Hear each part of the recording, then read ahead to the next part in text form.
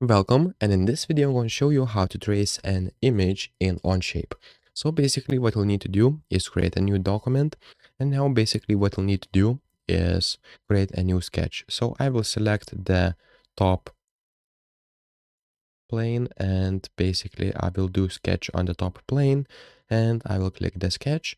Now what we'll need to do is select right here and click insert image. Now click import, and you'll be able to import that.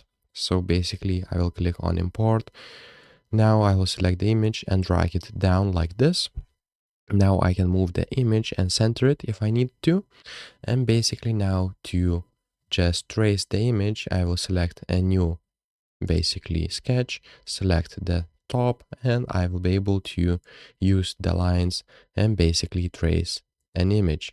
So if this video was helpful, please make sure to subscribe to Guide to Everything, comment down below for the algorithm, and see you in the next one. Peace.